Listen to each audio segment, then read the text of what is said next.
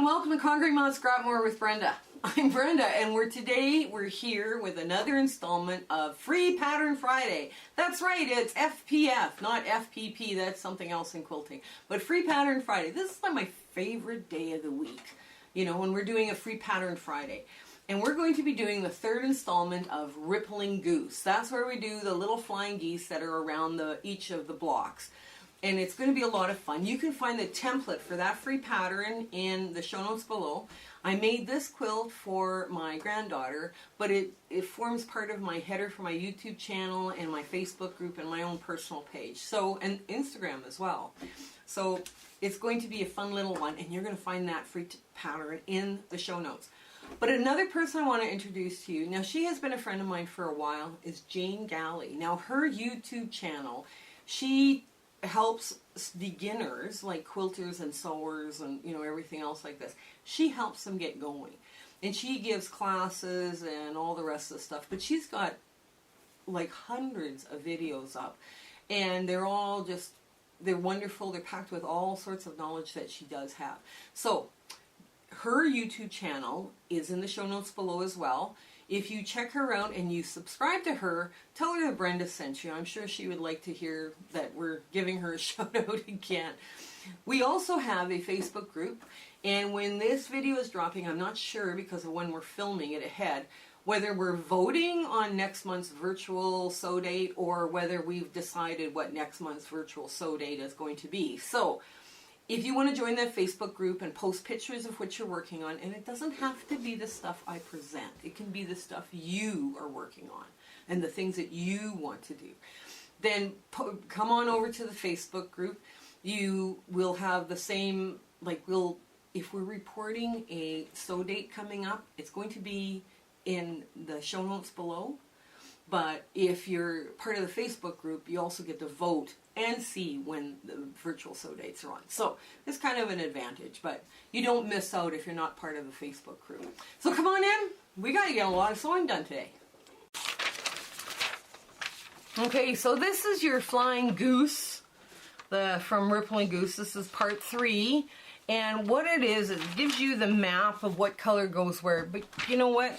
This is yours. You make it your own. You do whatever. If you want to make it like the rainbow like I did, this is what you do. If you want to change this up and just make it all scrappy and fun, that works too. I did cut out the piece that I was using, and I did mark what was supposed to be where. Right, so what color? So it would keep me in order as to what we're doing. So I've got all my colors lined up here, and we're going to flip this over, and we're going to start right here, and I'm going to put the yellow right side up, and I'm going to position my black so that I can see that it's just going to give me a real scant 1/4 inch. There we go. Let's try that. Well, that's too scant. But now you watch me struggle, and you wonder why. Paper piecing is either you love paper piecing or you just yuck. I hate paper piecing. I like it. You can get a lot of precision with paper piecing. Now once you get it lined up, then you just go through. You kind of judge where you're at. Maneuver this just a little bit. And you put your first seam, you go 1/4 inch past your seam, and then you snip it off. And what's going to happen is you're going to see first if you've covered your piece. And you can tell by just looking from this side where it's lit from behind, right, whether or not you've done it. And I've done it, so I'm going to take this yellow piece now and just trim it away. There we go. Trim that too, that big long string nobody needs to see.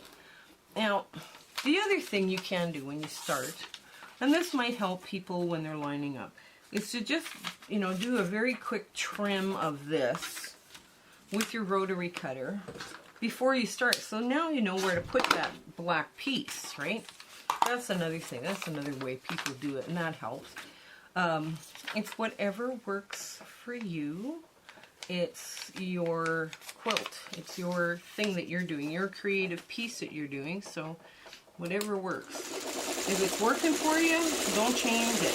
There is a way of doing paper piecing like this with wax paper. Now, that's not my favorite way.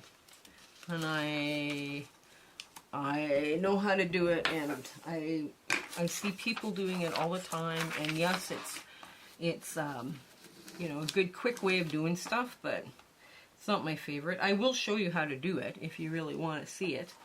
So then we lay the green on next, because that's where the green, it says green, so we lay it on there just right across, and I've got, the green is really cut oversized. So you just run it through, make sure you hit your point as you're going through that goose. It gives it a really good finish. Now you take this and, oops, get rid of that other black piece. Now I would trim. I would trim this off first, because you want to do 5 and 6, right? That's your necks, and those are your black pieces. So I would trim it off. It does make a nice clean finish on the back. Some of the other ones I did, because I sewed ahead on these, and some of them are not, I was in a hurry, so I didn't get out my 1/4 inch ruler, but I made it work. So everything is all covered, everything looks good, so it's all fine. There's a lot of ways you can do this, right? So here we go on the back. We're going to lay down a black one now with the longest piece covering that, and we're going to have a perfect little 1/4 inch seam.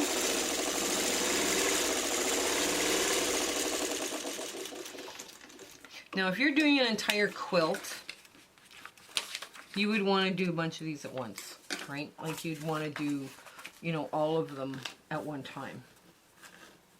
Now that looks a little short. Oh, it's short. Okay, that's a little short.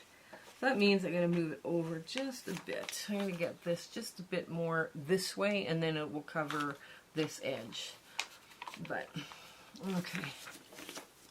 So I'm going to finish sewing these, and I will be right back. So this is our cute little flying goose arrangement, all in our lovely little rainbow minus the orange. Now here's the main part of the block, and they will fit a certain way, and then these are going to be the cornerstones. Now I've already made these side pieces, but there's something I need to show you, and I hope the cameraman can bring this up really close. But I'm really shy on one side here, but I am still in the seam allowance. Like if you flip it over onto the camera and go right close in, I'm still at a 1/8 of an inch.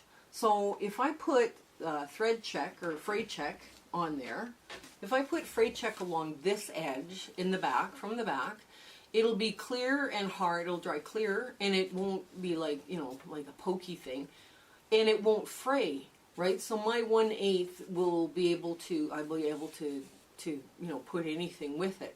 So that's something too. If you are a little short, but you're still in the seam allowance, remember your foundation paper peeping can be saved. It's not something you throw out.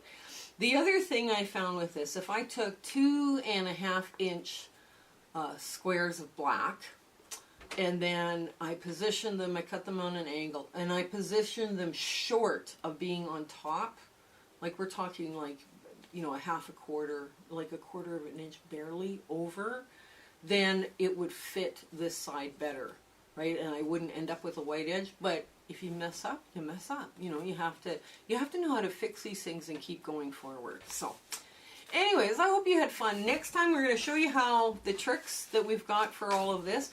For these ones that are a little short on the sides, leave your papers on.